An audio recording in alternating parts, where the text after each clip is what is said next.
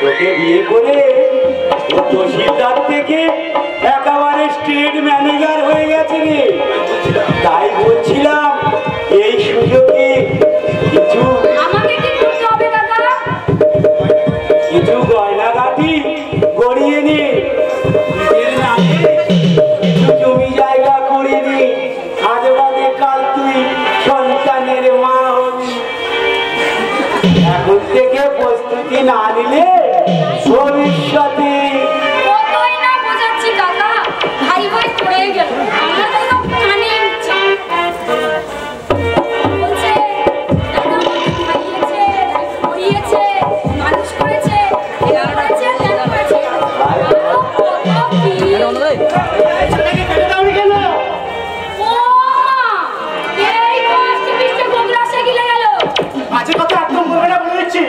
নিজের ভাইকে মাংস লুচি মোটা মিটা ভেসে খাচ্ছে আর এই চিন্তা না শূন্য কোনো রুটি কেন সাইডটা বন্ধ কর কি মানে চলে ভেসে দিচ্ছে কেন তো শূন্য কোনো রুটি দিচ্ছে ছোট লোকের মতো একদম যেতে পারছি কি বললে আমি ছোট লোক তোরা একদম বলো কথাটা একদম বলো কি কিছু কথা আমি বলতে চাই এসে ঘুরে বসেছো না দেখো শান্তি, তুমি চুপ করে পড়ে শুকুন বুঝলে আর পুরো পুরো বাইরে ফেলে দেবো চল চলে আমি এমন শিক্ষা দেবো। কি ব্যাপার, কি হয়েছে? এত চিৎকার চেঁচামেচি কেন?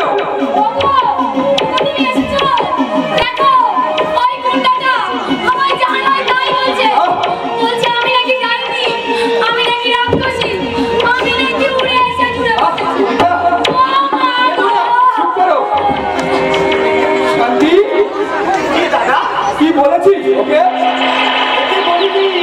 বলেছি স্বভাবটাকে নিজের ভাইকে চব্বচুষ্ট লেজ পেট ভরে খাওয়ালো আর এই ছেলেটা দুটো লুচিও চুললো না দাদা, দুটো লুচিও চুললো না। ওকে তো খেতে বলে। আপনি চুপ করুন। কথা হচ্ছে নেতার সঙ্গে আপনাকে বাড়িতে কোথাও ডাকিনি।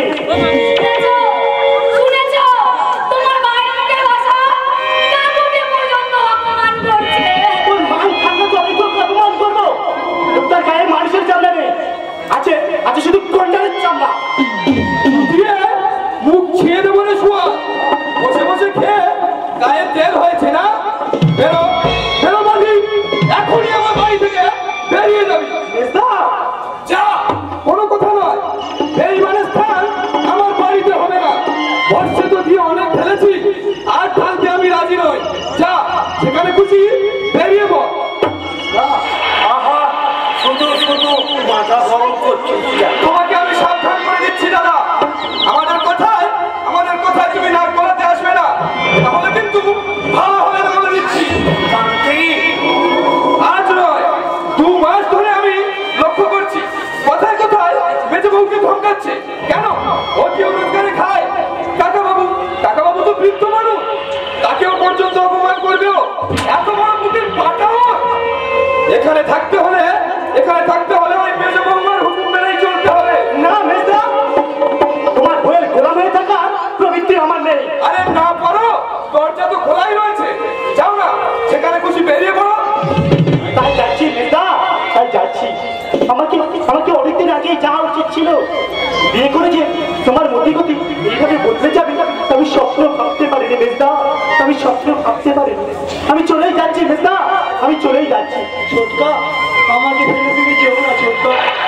আদিস করে বাবা একটা বাসা ঠিক করে তারপর তোমাকে নিয়ে যাবো। দাদা দাদা আমি চলি। এই রাতের বেলায় কোথায় যাবি ভাই?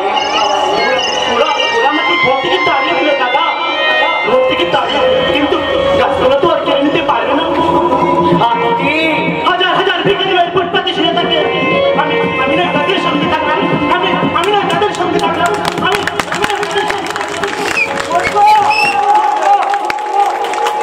ঈশ্বর আমার জন্য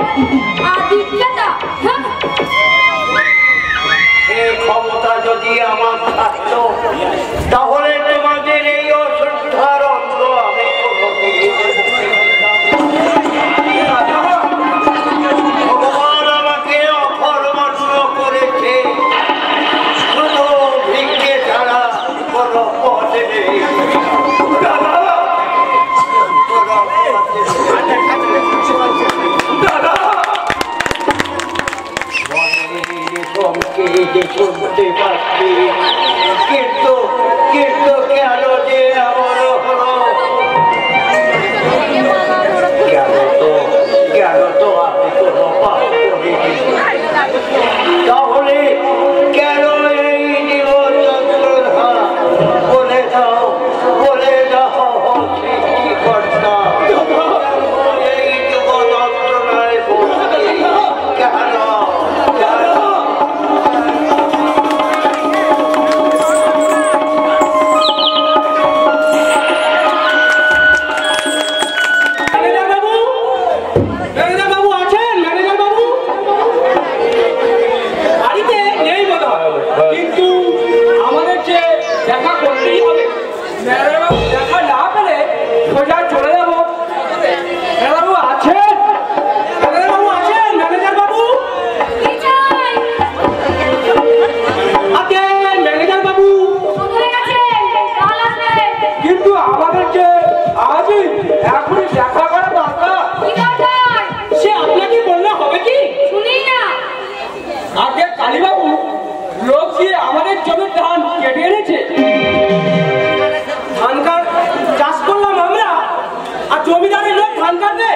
এমন জুলুম বাজি আমাদের সহ্য করতে হবে।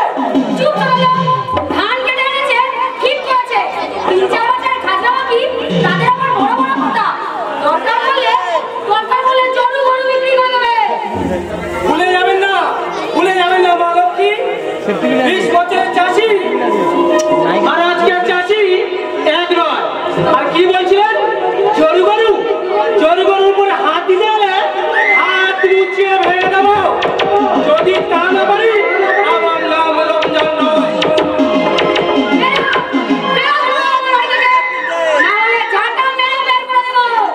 কি বললেন মা ঠাকুর? আপনি অনুরোধ না হয়ে যদি বড় হতেন, যে মুখ দিয়ে কথা উচ্চারণ করছিলেন সেই মুখটা আমি চাষা হলো এই যে সীমানা আমাদের।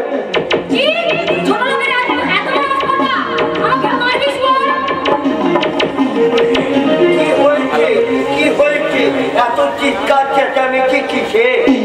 আপনি বলুন বড় বাবু, চাষা বলে আমরা কি মানুষ নই?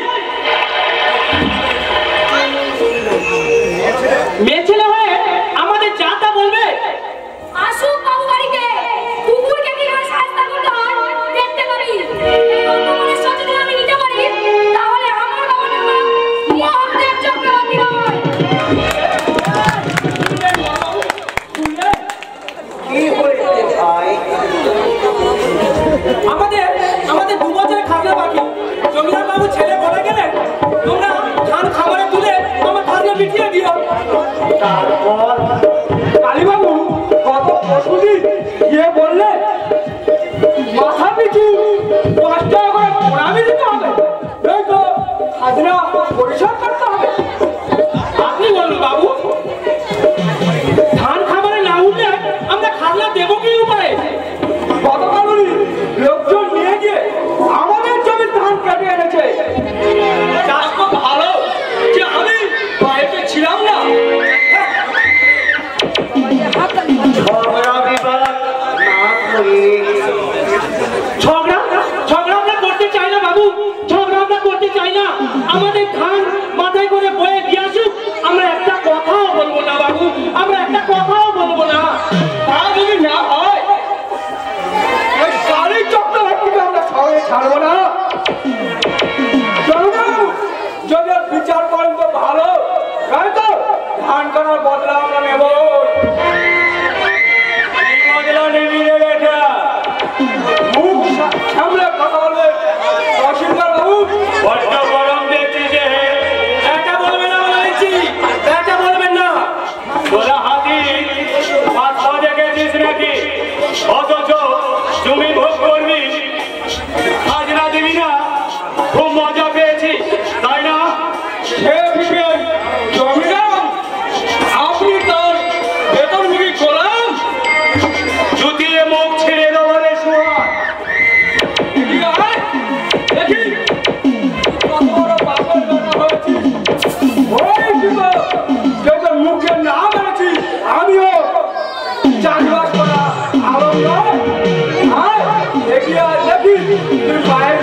খেয়েছিস?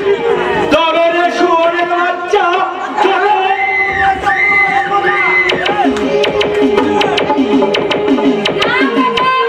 একদম নয়, ছোট লোকগুলোকে একদম বিশ্বাস নেই। তোমার জামাই আসুক বাড়িতে, এর প্রতিবিধান আমি নিশ্চয়ই করবো। যাও, ঘরে ঘরে যাও। ঠিক আছে, তোর কথাই আমি ছেড়ে দিলাম। শালাদের এত বড় স্পর্ধা, বাড়িতে এসে আবার হামলা করে। ঠিক আছে, আমরাও প্রস্তুত হয়ে থাকবো। কেউ যদি জুতো মারতে আসলে, তাকে যদি 10 জুতো ফিরিয়ে দিতে না পেরেছি, আমার নাম রমজান নয়। আমাকে বলে দেবেন বাবু, চাষিরা আর ঘুমিয়ে নেয়, তা চলছে, তা খুঁজছে, রাত্রি খেয়ে হজম করে পাল্টা রাখি।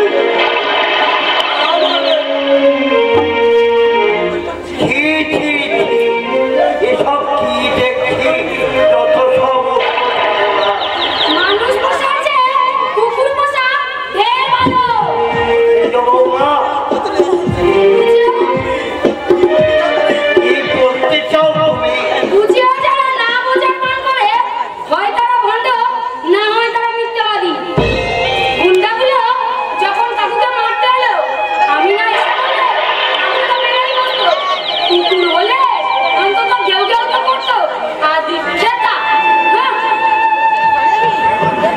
হে মা ধরিত্রী, হে মা বসুন্ধরা, তুমি দিদা হও মা, তুমি দিদা হও। তোমার বুকে আমি মুহুল হই। এসব কথা শোনার আগে মৃত্যু হলো না, কেন হলো মৃত্যু?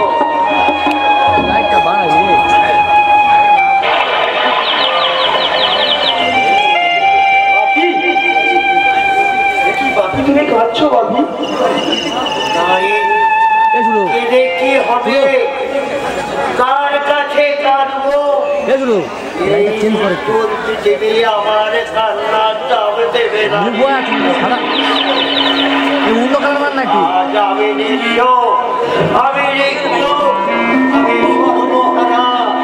কিন্তু আমি এমনটা চিরদিন সঞ্চয় করেছি। সব ভাইদের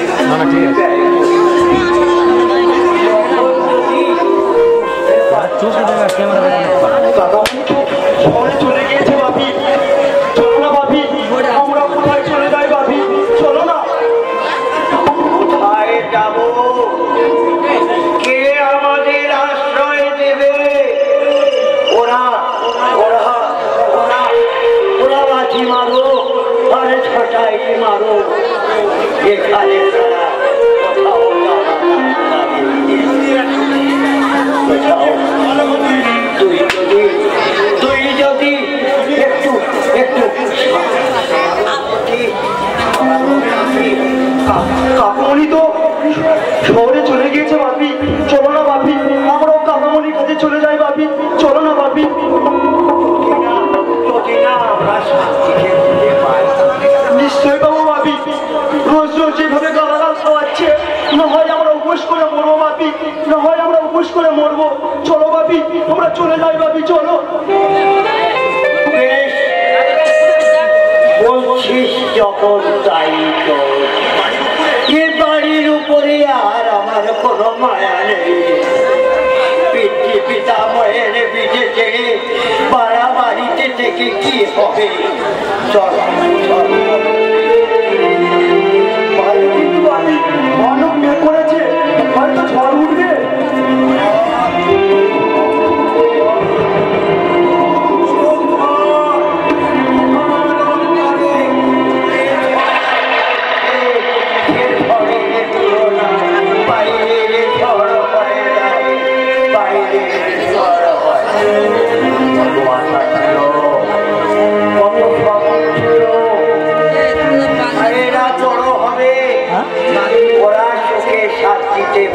ওটাই তো নাটক, সব রকম জোর থাকবে, মাঝে মাঝে কোথাও জোরে হচ্ছে তখন ভালো আছে।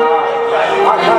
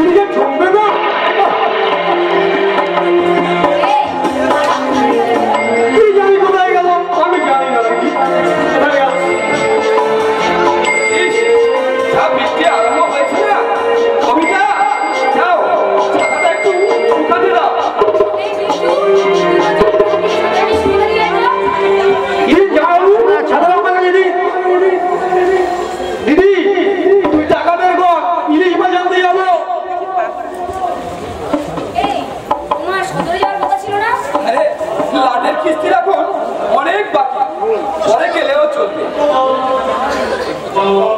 একটু চা খাওয়াবে? বড় ঠান্ডা লাগছে। আচ্ছা তুমি বসো, আমি করে আনছি।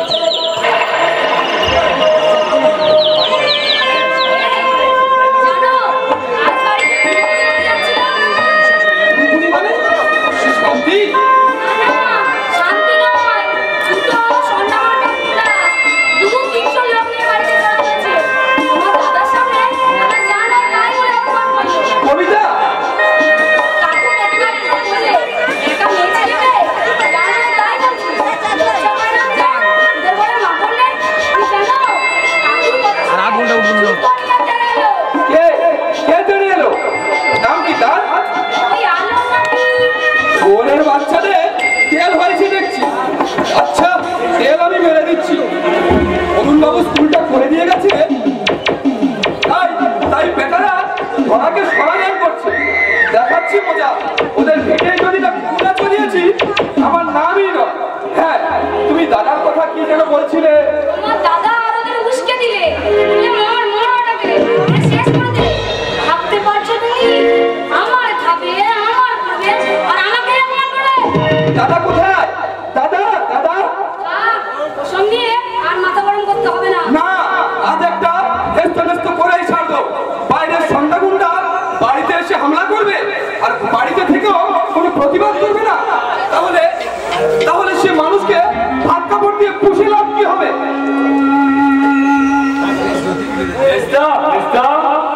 কি ব্যাপার? এত বৃষ্টিতে তুমি কবিতা শোনো না, যাও আমাদের জন্য 2 কাপ চা নিয়ে এসো। যাচ্ছি। কি ব্যাপার মন্টু? মানে আপনাদের বাড়িতে কি আজ কোনো ঘটনা ঘটেছিল? হ্যাঁ ভাই, আমি বাড়িতে থাকলে হয়তো আজ খুনোখুনি হয়ে যেত। এইমাত্র বাড়িতে এসে কবিতার কাছেই শুনলাম। ছোট লোকগুলো স্পর্ধা দেখে আমি অবাক হয়ে যাচ্ছি। কোন সাহসে আমার বাড়িতে এসে হামলা করে? না মেজদা, আমি সে ঘটনার কথা জানি। আমি বলছি অন্য কথা। তা কি কথা বলো তো? বর্দাকে দেখলাম বাবলুর হাত ধরে ভিজতে ভিজতে যাচ্ছিলেন। বর্দা? তার মানে? না না, তুমি ভুল দেখেছো। বর্দা তো বাড়িতেই আছে। ভুল দেখিনি মেজদা, বর্ষায় কাঁপতে কাঁপতে যাচ্ছিলেন। আমি গিয়ে জিজ্ঞাসা করলাম, বর্দা এই বৃষ্টিতে ভিজে ভিজে কোথায় যাচ্ছে? বর্দা কোনো কথাই বললেন না। কবিতা কবিতা, তুমি জল চড়িয়েছি। আরে না, চায়ের কথা নয়, বলছি বর্দা কোথায়? আমি কি করে জানবো?